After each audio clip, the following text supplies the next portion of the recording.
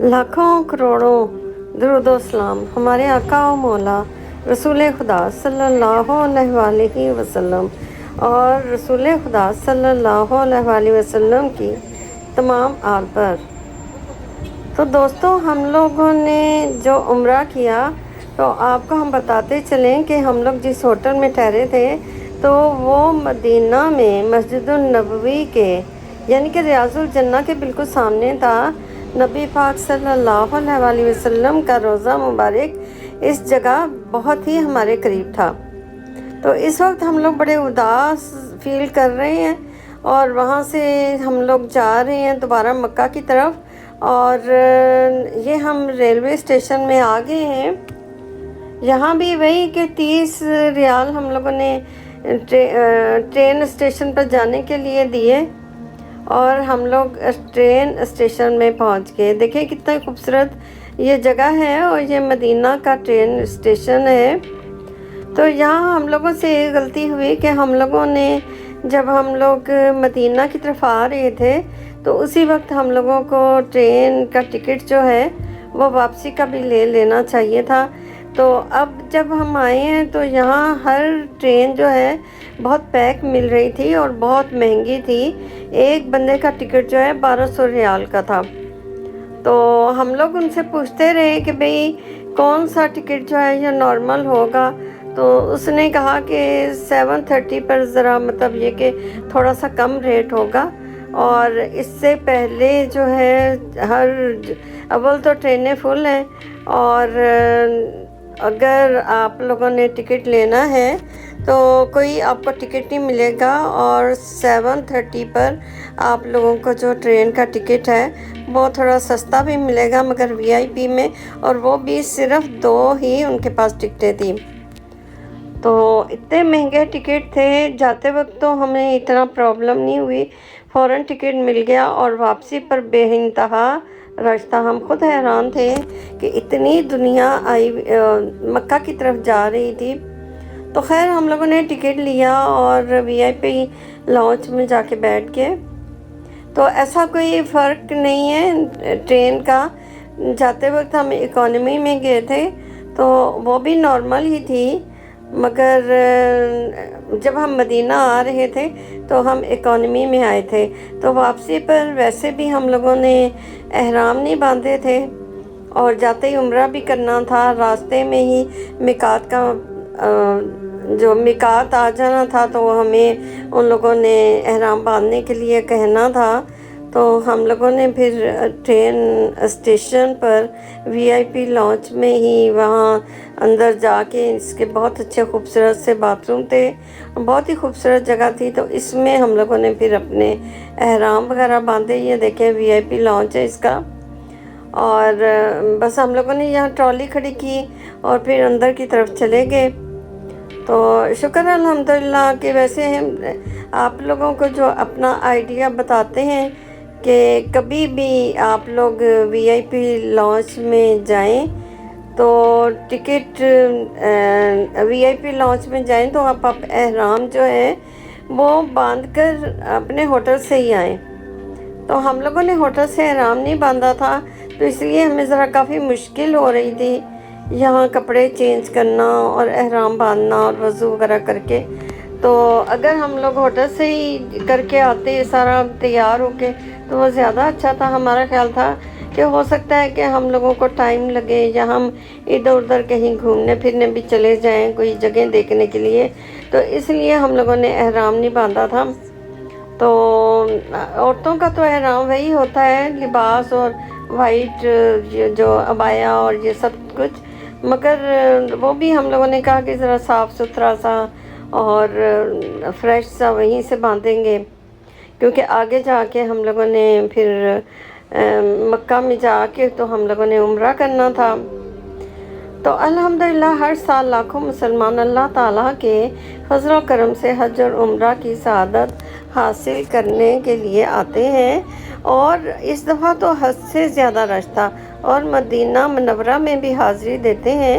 Medina से निकलते वक्त हमारा दिल बहुत ही उदास था। अच्छा, ये अब हम ट्रेन में आ गए हैं तो अब देखिए ये ट्रेन का भी کوئی ایسا فرق نہیں ہے کہ اگر اکانومی میں سفر کرتے ہیں تو بس اتنا ہے کہ اس میں ٹی وی نہیں ہے اور ٹیبلیں نہیں ہیں اور کھانا نہیں ملتا، اور اس میں آپ کو کھانا کولڈ ڈرنک ملے گا، اور ویسے بھی وی آئی پی لاؤنج میں بھی اگر جائیں گے آپ تو وہاں بھی آپ کچھ بھی کھانا چاہیں تو کھا سکتے ہیں، وہاں بھی بہت کچھ ملتا ہے۔ میں نے ویسے شاید ویڈیو بنائی تھی، بہت سارے فون تھے تو کوئی ویڈیو کس فون پر بنا لی تو کوئی کس فون پر، اسی لیے بس کبھی کوئی چیز آپ کے سامنے آ جاتی ہے تو کبھی کوئی۔ تو دوستوں یہ ہم ہوٹل میں پہنچے تھے تو ہم لوگوں نے میں نے یہ ہوٹل کا ویو لیا ہے۔ الحمدللہ ہوٹل کے کمرے سے بھی یہ خانہ کعبہ نظر آتا ہے، اس کی چھت اور کافی حصہ نظر آتا ہے، یعنی یہ کہ تصویر میں اتنا کور نہیں ہوتا مگر ویسے دیکھنے میں کافی زیادہ نظر آ رہا تھا اور بہت ہی اچھا لگ رہا تھا، اور نیچے بھی دیکھنے سے لگتا ہے کہ کتنے لوگ یہ پھر رہے ہیں۔ تو جب پہلے دن سب لوگ نماز پڑھ رہے تھے تو میں نے اس کمرے سے جھانک کے دیکھا تو میں حیران تھی کہ یہ شاید پودے ہیں، یہ کیا چیز ہے۔ جب بہت غور کیا تو وہ ہل رہے تھے، تو پھر دیکھا کہ یہ تو انسان ہیں جو چل پھر رہے ہیں نا۔ تو بہت ہی اچھا لگتا تھا کہ ہم لوگ اس طرح باجماعت نماز جو ہے وہ ہوٹل کے کمرے سے بھی پڑھ سکتے تھے، اور اگر ہمت ہوئی تو وہاں عمرے کے لیے بھی گئے تو وہاں بھی پڑھی۔ تو جب عمرہ کرنے کے لیے ہم لوگ خانہ کعبہ میں گئے ہیں، کیونکہ احرام اور نیت تو ہم لوگوں نے ٹرین میں ہی کر لی تھی، تو نفل وغیرہ بھی ٹرین میں ہی پڑھ لیے تھے۔ تو جب ہم ہوٹل میں آئے ہیں اس کے بعد عمرہ کرنے کے لیے جب گئے ہیں تو اس سے پہلے 1 ویک پہلے تو کوئی اتنا زیادہ رش نہیں تھا، رش تو تھا مگر ایسا نہیں تھا، مگر اب تو اتنا پیک تھا کہ دیکھ کے ہی دل گھبرا رہا تھا اور بہت ہی زیادہ تھکاوٹ محسوس ہو رہی تھی۔ اور ہم لوگوں نے جب طواف بھی کیا تو اتنا پیک تھا کہ ہلا ہی نہیں جا رہا تھا، اور بہت دیر میں ہمارا طواف کمپلیٹ ہوا، 7 چکر کمپلیٹ ہوئے، اور اس کے بعد صفا مروہ کی طرف گئے، مگر بس کیا بتائیں کہ بہت ہی تھکاوٹ ہوئی اور بہت مشکل لگ رہا تھا۔ تو مقام ابراہیم کے پیچھے ہم نے نفل پڑھے، پھر صفا مروہ گئے، اور شکر الحمدللہ ہم نے صفا مروہ پر بھی اپنا مطلب یہ کہ کمپلیٹ کیا۔ اور اس کے بعد بس ہمیں جو زیادہ ٹائم لگا، ہم نے یہ دیکھیں یہ ہوٹل سے ہمارا ویو ہے، ہوٹل کی پکچر بھی یہ اللہ تعالیٰ کا کروڑ درجے شکر ہے کہ میرے بچوں نے یہ سب کچھ انتظام کر دیا تھا، اور بہترین انتظام ہمارے لیے کیا تھا کہ ہم لوگ جو ہیں کمرے کے اندر ہی نماز پڑھیں، باجماعت نماز پڑھ لیں، اور جو بھی مطلب یہ کہ عبادت کرنی ہے خانہ کعبہ کو دیکھ دیکھ کے عبادت بھی کرتے رہیں۔ تو یہ سب کچھ ہمیں بہت ہی اچھا لگا، اور بہت دعائیں دیں اپنے بچوں کو۔ تو اللہ تعالیٰ سب کی اولاد کو نیک اور فرما بردار بنائے اور سب کو ہدایت دے، والدین پر خرچ کرنے کی توفیق دے۔ تو خیر یہ سب انتظام میرے بچوں نے کیا تھا۔ دیکھیں کتنا خوبصورت نظارہ اس میں ہوٹل کے کمرے سے ہی ہوتا ہے، مگر ہم لوگ جب آئے تو ہمیں کھانا جو ہے ڈھونڈنا بہت مشکل لگا۔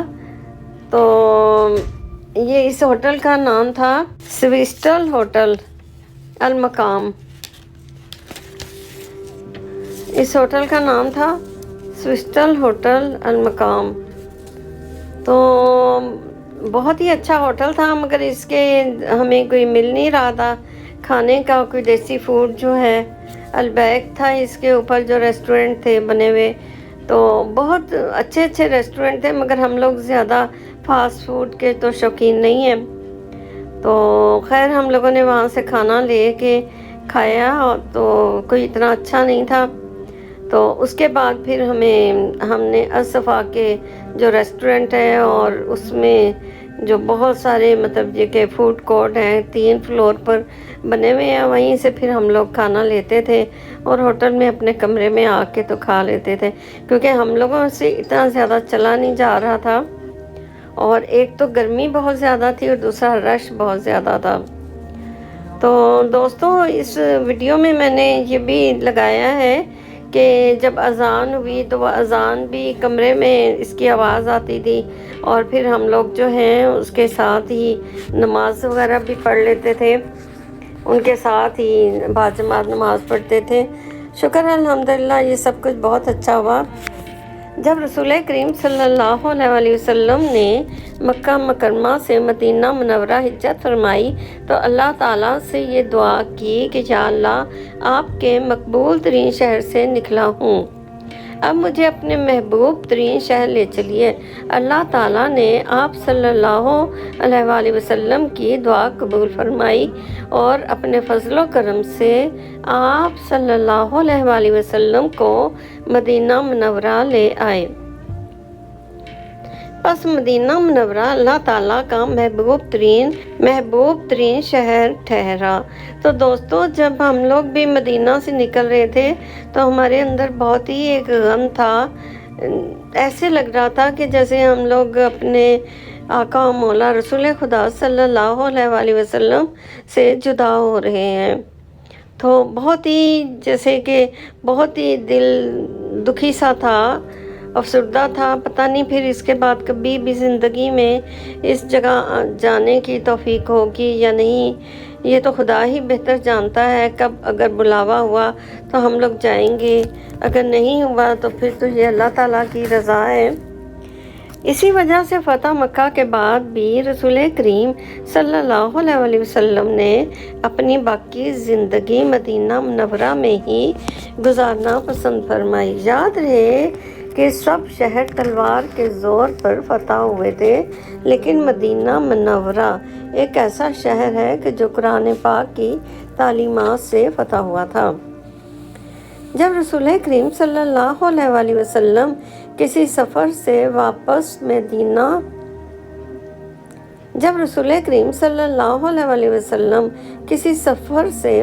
مدینہ آتے تو شہر کے قریب پہنچتے ہی مدینہ کے اشتیاق کی وجہ سے سواری کو تیز کر دیتے تھے اور اپنے چہرہ مبارک سے کپڑا ہٹا دیتے تھے تاکہ مدینہ منورہ کی ہوا سے لطف اندوز ہو سکیں۔ اگر راستے میں گرد و غبار بھی ہو تو بھی چہرہ مبارک سے کپڑا ہٹاتے، کیونکہ مدینہ منورہ کی خاک میں بھی شفا کی تاثیر ہے۔ اسی وجہ سے اس شہر کو مدینۃ الشفا بھی کہتے ہیں۔ رسول کریم صلی اللہ علیہ وآلہ وسلم نے صحابہ کرام کو تلقین فرمائی کہ مدینہ منورہ میں ہی موت کی دعا کیا کریں۔ آپ صلی اللہ علیہ وآلہ وسلم نے فرمایا کہ جس کو مدینہ منورہ میں موت آئے گی میں قیامت کے دن اس کا گواہ اور شفیع ہوں گا۔ علماء کا کہنا ہے کہ جو فرما بردار ہوں گے آپ ان کی گواہی دیں گے اور گناہگاروں کی شفاعت فرمائیں گے۔ اسی وجہ سے اکثر صحابہ دعا فرماتے تھے کہ اے اللہ مجھے اپنے راستے